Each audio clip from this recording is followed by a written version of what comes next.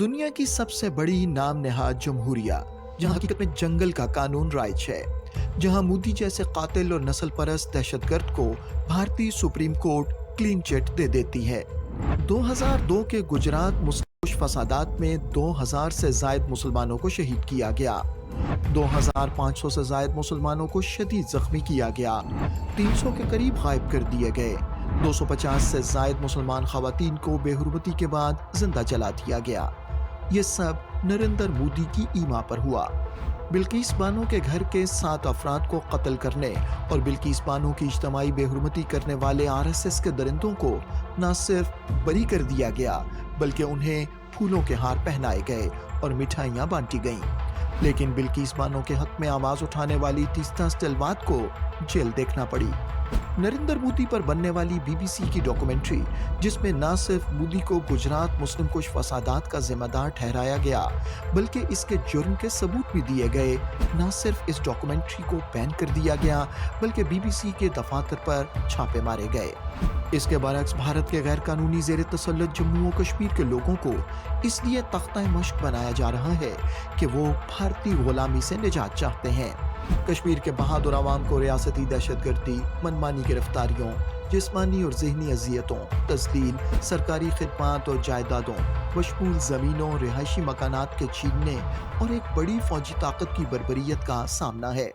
ہر انسان کا اس دنیا کے اندر حق ہے کہ وہ آزادی کے ساتھ، عزت کے ساتھ اور پرامن فضا میں سانس لے، مگر کشمیری قوم ایک واحد قوم ہے اس پوری دنیا کے اندر جہاں سب سے بڑی دہشت گرد ہندوستان کی آرمی ہے، جو وار کرائمز کر رہی ہے، جینوسائیڈ کر رہی ہے، rape as a weapon of war use کر رہی ہے، اور پہلے تو 10 لاکھ ان کی ہندوستان کی آرمی تھی دہشت گردی کرنے کے لیے اپنے کالے قوانین کی امیونٹی کے ساتھ، مگر اب ہندوستان کی پبلک وہاں پر آ گئی ہے ایز پبلک آکیپائرز، اور وہاں پہ جبرن ووٹر رائٹس مل رہے ہیں۔ 50 لاکھ انڈینز کو ڈومسائلز ایشو کیے گئے ہیں، وہاں پہ ہاؤسنگ سوسائٹیز بن رہی ہیں، ہم لوگوں کو اپنے گھروں سے نکال کے بے گھر کر دیا جا رہا ہے۔ کشمیر کی ساری آزادی پسند قیادت کو بھارتی حکومت نے بھارت اور کشمیر کی مختلف جیلوں میں ڈال دیا ہے۔ انہیں بھارت کی غلامی سے آزادی مانگنے کی سزا دی جا رہی ہے۔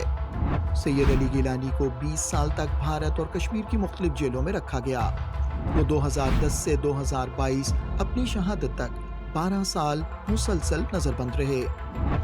یاسین ملک کو 1994 سے مختلف مقدموں اور اوقات میں 15 سال قید رکھا گیا۔ انہیں مئی 2022 میں عمر قید کی سزا سنائی گئی۔ مسرت عالم بٹ کے خلاف 27 جھوٹے مقدمات بنائے گئے اور انہیں 17 سال قید کی سزا سنائی گئی۔ شبیر احمد شاہ نے زندگی کے 35 سال قید و بند میں گزارے۔ نعیم خان 2017 سے قید ہیں۔ آسیہ اندرابی، فہمیدہ صوفی، ناہیدہ نسرین، ایاز اکبر، شاہد الاسلام اور ہزاروں کی تعداد میں کارکنان کو بھارتی جیلوں اور عقوبت خانوں میں قید کیا گیا ہے۔ انسانی حقوق کے محافظ خرم پرویز، صحافی سجاد احمد ڈار اور انجینئر رشید سیاسی انتقام کا سب سے زیادہ شکار ہیں۔ ہماری ساری جو حریت کی قیادت ہے ان کو جیلوں کے اندر ان کو ٹارچر کیا جا رہا ہے، ان کے خلاف جعلی مقدمے درج کر کے ان کو سزائیں سنائی دی جا رہی ہیں، چاہے وہ یاسین صاحب کا کیس ہو، چاہے وہ شبیر شاہ صاحب ہوں، آسیہ اندرابی صاحبہ ہوں، سعید علی گیلانی صاحب کو ہم نے کھو دیا، وہ شہید ہو گئے ہاؤس اریسٹ کے اندر، اور اشرف صحرائی صاحب جو ایک عظیم حریت کے رہنما کو شہید کر دیا گیا جموں کی جیل کے اندر، ان کو زہر دے دیا گیا۔ کشمیر کے بہادر عوام ایک بڑی فوج کے قہر کا سامنا کر رہے ہیں، تاہم وہ لگن، ثابت قدمی اور مثالی جوش و جذبے کے ساتھ بھارتی مظالم کا مقابلہ کر رہے ہیں۔ کشمیریوں کے لیے بھارتی حکومت اور عدلیہ کے انصاف کا معیار یہ ہے کہ عالمی سطح پر تسلیم شدہ مسئلہ کشمیر پر اقوام متحدہ کی قراردادوں کو نظر انداز کرتے ہوئے بھارتی عدالت عالیہ نے آرٹیکل 370 کی منسوخی کے مودی حکومت کے غیر قانونی اور غیر آئینی فیصلے کی توثیق کر دی اور کشمیریوں کے رہتے سہتے حقوق کو بھی غصب کر ڈالا۔